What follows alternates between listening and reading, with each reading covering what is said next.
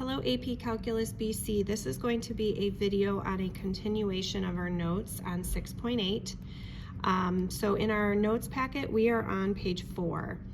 Now, I'm making this video prior to beginning 6.8, so I don't know how far we're going to get in example 1, if we even have time to get to example 1. So I'm starting my video at example 1, part A. If we were able to get some of these done in class, awesome. Just go ahead and fast forward in the video to where we left off. And if you need to pause the video at any point, obviously please do so and rewatch any examples that you might need to see. So starting with example 1, part A, we've got the indefinite integral of 3x squared minus 4. Anytime we see addition or subtraction, we're going to use the sum and difference rule. So what I'm going to do first is separate the subtraction into two different integrals. So we have the integral of 3x squared dx minus the integral of 4 dx. Now the 3 is just a constant, so we can imagine taking that in front of the integral. So that 3 comes out of the integral, and then what I'm going to do is take the integral of x squared, which if you're using the power rule, we're going to add an exponent and then divide by that exact exponent. So the x squared turns into x to the third over 3. Now we can bring our minus down. In the integral of the constant multiplier rule, remember you're just going to add an x on it, okay? Don't forget your plus c though, okay? The last step is we can see that the 3's are going to cancel, and so our final answer is x to the third minus 4x plus c.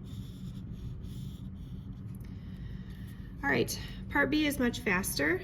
What we can do first is take that 4 out of the integral as a constant, and then that 4 stays in front, and the integral of e to the x is simply just e to the x. The main thing here is we want to remember our plus c.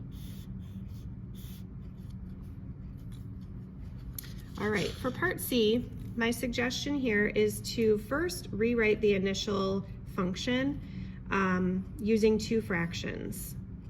So we have x to the third over x to the second plus 5 over x squared. And then what I'm going to do is simplify. We've got the antiderivative of x. I'm also going to split up the sum into two different integrals. This last part, I'm going to write the x squared as x to the negative second. It'll make it easier to take the integral of that. All right, so then taking the integral of x gets me x squared over 2. And then the integral of the 5x to the negative second, well, the 5 can just kind of hang out front, okay? The integral of x to the negative second, I'm going to add an exponent, making it x to the negative 1, and then I have to divide by that negative 1, okay? Now, I'm going to rewrite this. We have to remember our plus c, but I'm going to rewrite this so that it looks a little simpler. So the x squared over 2 stays the same, but then this is 5 times, I've got this negative 1 in the bottom, so I'm going to change this plus to a minus, so it's just going to be minus 5 x to the negative 1 plus c. All right, so hopefully that makes sense with where the negative came from. All right, let's look at part D. Now, on my main key, I struggled to fit everything in, so write small for part D, or use an extra sheet of paper if you'd like. To start off, we're gonna separate it into 3 separate fractions, just like I did for part C. So I've got the integral of, I'm gonna use parentheses here to keep it all together, so we have x squared over, I'm gonna rewrite the square root of x as x to the 1/2. Then we have minus 2x over x to the 1/2, and then plus 7 over x to the 1/2 dx. All right, now if I use my exponent rules, I'm going to simplify. I'm not going to take the integral yet. I'm just going to simplify. This first fraction turns into x to the 3/2 if we subtract the exponents. Okay. And I'm also using my sum and difference rule. I'm going to separate the pieces into 3 separate integrals. The next part becomes 2x to the 1/2 if we subtract the exponents. Don't forget your dx, and then plus the next integral of 7x to the negative 1/2 dx. So I subtracted the exponents, but also separated into 3 separate integrals. Now we can go ahead and take the integral of each piece. So when we take the integral using the power rule, we add an exponent, so that becomes 5/2, and we divide by that exponent. The 2 stays there, add an exponent, and divide by that exponent. And we'll clean it up in just a minute. Some of you, I'm sure, will be fine writing it simplified as you're taking the integral, but if you're not comfortable with that, that's okay. Add an exponent to the 1/2 or to the negative 1/2, and then divide by that exponent. Don't forget about your plus c. All right, and then the last part is to clean it up. So since I divided by 5/2, I can write that as the product of 2/5 times the x piece. Okay, and then if I, instead of dividing by 3/2, multiply by 2/3, this becomes 4/3 x to the 3/2. And then same thing here, I can, instead of dividing by 1/2, I can multiply by 2, giving me 14. And then we have our plus c at the end. All right. Part E is super fast. You just have to know your rule for cosecant. I don't have it written here because this is an extra copy of the notes, but this was our rule for the antiderivative of cosecant squared of x. And as you can see, that's exactly what we're doing here. So that's the answer. You just have to know your rules, memorize them, or be able to work backwards from memorizing the derivatives. All right, let's try part F. Okay, for part F, what I would do is separate the cosine squared of x, because we don't have any rules for the square of a trig function for antiderivatives. So it's best if we write it as sine of x over one of the cosines times 1 over the other cosine. Okay? And then what we can do is, we know that sine over cosine is tangent, so we can turn that into tangent of x, and then we know 1 over cosine is secant of x. And the last part then is knowing that our antiderivative of tangent times secant, using this right here, secant times tangent, again I'll write it in, we get secant x plus c, and that's our answer down here. So with using a little bit of our trig skills, manipulating the original equation, we can then easily take the antiderivative. All right, let's turn over to the other side and look at example 2. All right, example 2 says find a function f of x whose derivative is given by this function and passes through the point 3, 8. Okay, well, if we want to find the original function and we're given the derivative, that means we need to take the antiderivative of this derivative piece. So the first step is to find the antiderivative of f prime of x, which looks like this. The antiderivative of 4x cubed minus 2x squared plus 7x plus 1 dx. And the antiderivative of the derivative is just the original function. Okay, so f of x equals, and now I'm going to take the derivative of this. The 4 stays there, but when I take the antiderivative of x to the third, we get x to the 4th, divide by 4, keep the 2 there, add an exponent, divide by 3, keep the 7 there, add an exponent, divide by 2. The constant of 1 turns into an x, and then we can add our plus c.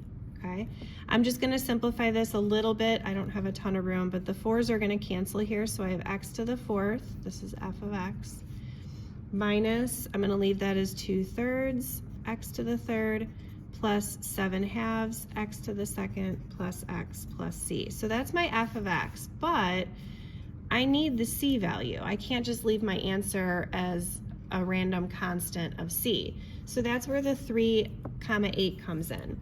So step 2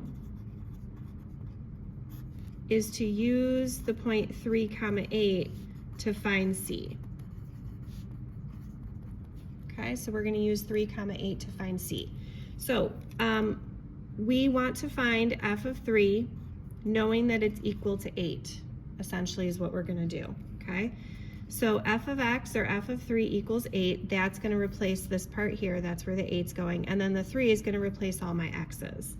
So I have 3 to the 4th minus 2/3 3 to the 3rd plus 7/2 3 to the 2nd plus 3 plus c, and we'll just leave c as is.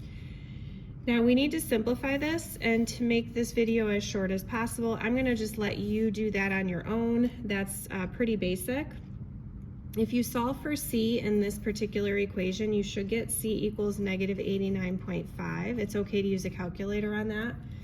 And then step 3 is to write our final answer of our f of x function. So f of x equals, go back to what we had over here, x to the 4th minus 2/3 x cubed plus 7/2 x squared plus x, and then minus the 89.5.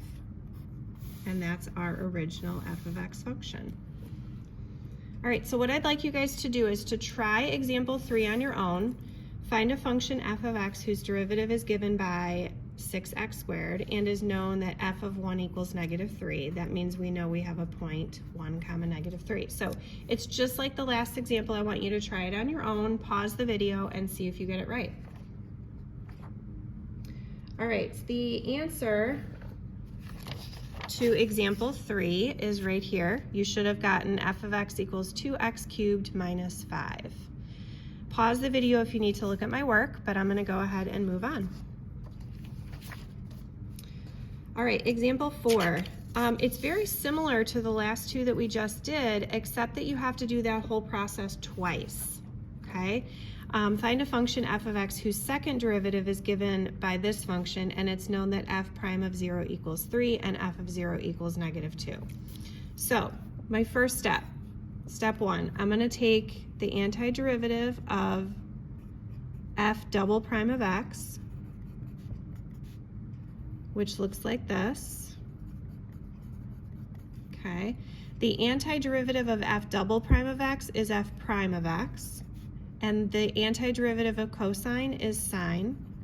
Don't forget your plus c. Okay. Now my second step is to use this point here, the fact that f prime of 0 equals 3, and I'm going to substitute 0 in for x. So I have sine of 0 plus c equals 3. Okay. Sine of 0 is 0, and 0 plus c equals 3. That means c equals 3. So my third step is I know that f prime of x is equal to sine of x plus 3. So I'm halfway there. Now I have to repeat steps 1 through 3 to find the original function. So the antiderivative of f prime of x looks like this. The antiderivative of my f prime of x over here, I've got sine of x plus 3 dx. And the antiderivative of my derivative function is my original function. The antiderivative of sine of x is negative cosine of x. The antiderivative of 3 is 3x, and then plus c. Now my second step is to take this information and put it into my function here. So I know that f of 0 equals negative 2, which if I put 0 in for all my x's, I can then solve for c. Let's see, cosine of 0 is 1, so this turns into a negative 1. This is 0, okay? So then if you solve for c, you get c equals negative 1. And my last step is to then write my original function. So f of x equals, I've got it here, but I just have to replace my negative 1 with my c. So negative cosine of x plus 3x minus 1. And that's my original function. So that's if you have to do the process twice. All right, let's do example 5, and then I'll let you do example 6 on your own. So this is using what we've learned about antiderivatives using particle motion. A particle moves along the x-axis at a velocity of this equation where time is greater than or equal to 0. At time 2, its position is x equals 3. So we're going to need that for part B. Part A says find the acceleration function. This is just review. We know that we have the velocity here. If we want to find the acceleration, we have to take the derivative of it. And so if I take the derivative of this function, I get 12t squared minus 6t, okay? That's totally unrelated to part B, by the way. It's just a review. So let's look at part B, find the position function. So finding the position is going in the opposite direction of what we just did. Finding the acceleration was taking the derivative. Finding the position is taking the antiderivative of the velocity function. So the position function x of t is going to be the antiderivative of my velocity function, which looks like this. The antiderivative of 4t cubed minus 3t squared plus 5 dt. And let's go ahead and do that. So the 4 stays there. I add an exponent, divide by that number, keep the minus 3, add an exponent, divide by that number, and then make sure you add an exponent to your 5, or not an exponent, but a variable, and then don't forget your plus c. My 4's cancel, my 3's cancel, which means I have t to the 4th minus t to the 3rd plus 5t plus c. Now, I'm not completely done because I have to find that c value just like we did on the other examples. So we're going to use the fact that at time equals 2, x equals 3, okay? So x of 2 instead of x of t is going to equal 3, okay? So I'm going to put 2 in for all my t's down here. So I have 2 to the 4th minus 2 to the 3rd plus 5 times 2 plus c. And again, you guys can easily solve this. I'll just kind of leave it blank, and you should be able to get that c is equal to negative 15. So our very last step is to write our final position function. X of t equals t to the 4th minus t to the 3rd plus 5t over here, but then instead of plus c, minus 15. And that's our position function. Okay, what I'd like you now to do is to try example 6, because that's just like example 5. It's another particle motion practice. Pause the video and check your answer. All right, here is the answer for example 6. Hopefully you got that the position at time equals 1 is 6. This is the position function. Okay, that's how far we got in example 5, but then this particular example wants you to go a little bit further. What is the position at time equals 1? So if you plug 1 into your position function, you get 6. All right, guys, that is it for 6.8. Make sure you're continuing to follow the list of tasks that you have to do today, and make sure you copy the notes for 6.1. I hope you have a great day, and I'll see you soon. Bye.